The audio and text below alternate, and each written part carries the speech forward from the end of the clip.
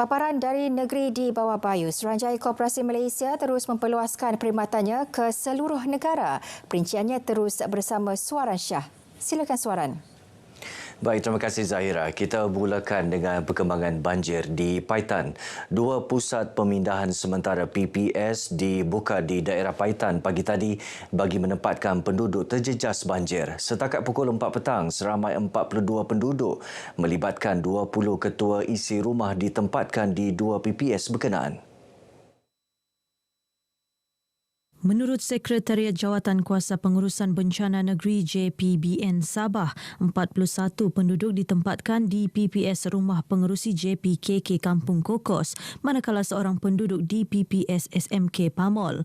Daripada jumlah itu, 27 lelaki dan perempuan dewasa serta 15 kanak-kanak lelaki dan perempuan.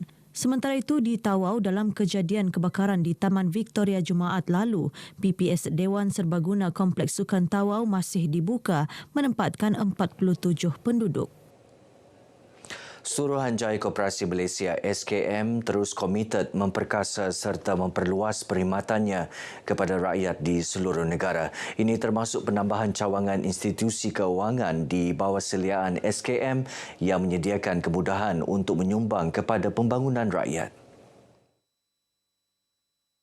Ketua Pegawai Eksekutif SKM Rusli Jaafar menyifatkan usaha itu landasan terbaik untuk mendekati golongan sasar hingga ke peringkat akar umbi bagi membantu menjana pendapatan serta meningkatkan ekonomi rakyat. Memberi peluang pekerjaan kepada penduduk tempatan, kan? Dan juga dalam masa yang sama mungkin ada perkhidmatan-perkhidmatan lain yang secara tidak langsung CBP dapat membantu meningkatkan ekonomi setempat. Itu satu spade effect yang kita nampak. Cuma besar ataupun kecil, tapi kesan tu tetap ada. Rusli ditemui media dalam majlis perasmian pembukaan cawangan Co-op Bank pertama di Sandakan.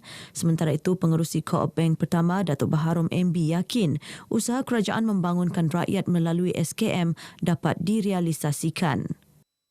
CSR ni kita pun ada zakat sikit. Jadi kita akan share sama-sama juga. Macam Tuan KPE cakap tadi, jika last year kita make 100 juta lebih, jadi kita harap 2023, 2022 100 lebih, 2023 better lagi insya-Allah. Jadi kita akan dapat lebih banyak. So jadi kita akan insya-Allah tentukan bahawa masyarakat setempat sini dapat sedikit orang kata to be shared dengan masyarakat setempat. Setakat ini, SKM berjaya membuka sebanyak 33 cawangan institusi kewangan meliputi cawangan baharu di Sandakan, Sabah dan Kuching, Sarawak. Sementara itu, sebanyak 1,001 koperasi berjaya didaftarkan Suruhanjaya Koperasi Malaysia SKM bagi tahun 2023. Jumlah itu menunjukkan peningkatan berbanding hanya 500 hingga 600 koperasi sebelum ini. Ketua Pegawai Eksekutif SKM Rusli Jaafar berkata pencapaian tersebut merupakan sejarah terbaik yang dicatatkan SKM dalam tempoh 8 tahun kebelakangan ini. Jelasnya kesedaran masyarakat tentang kepentingan dan impak positif terhadap pembukaan sesebuah koperasi dengan tadbir urus yang baik serta integriti dalam kalangan ahli koperasi mendorong kejayaan berkoperasi serta menarik minat rakyat untuk mendaftar dan menyertai koperasi.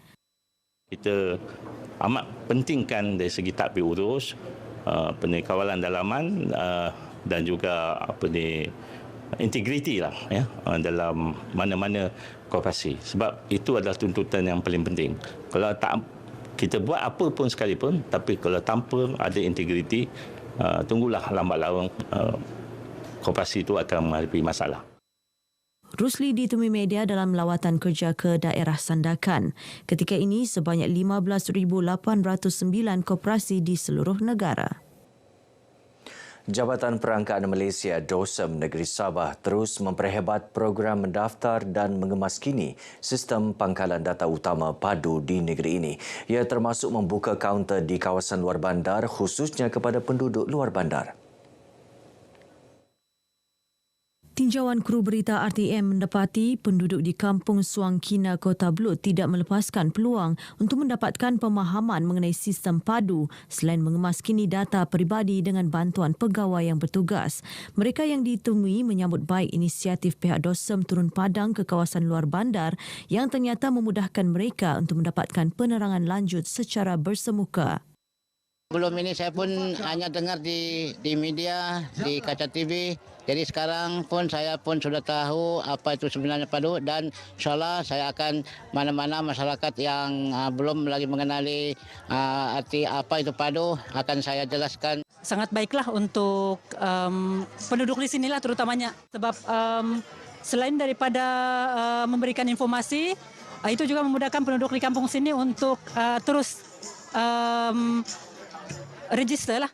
Diorang dapat tahu macam mana sistem padu tu menolong diorang lah untuk mengisi segala apa yang kerajaan salurkan sekarang kan. Macam sekarang macam saya punya kakak pun sedang buat online pun boleh, tapi macam bagi diorang kan kadang tidak berapa pasti apa. Ini sangat bermanfaat lah. Untuk menggalakkan orang awam mengisi permohonan dalam mengisi padu ini sebenarnya. Kalau kita dapati kawasan pendalaman nilai yang paling sukar untuk kita akses sebenarnya. Jadi bagi diri saya sendiri sebenarnya saya sangat menghargai.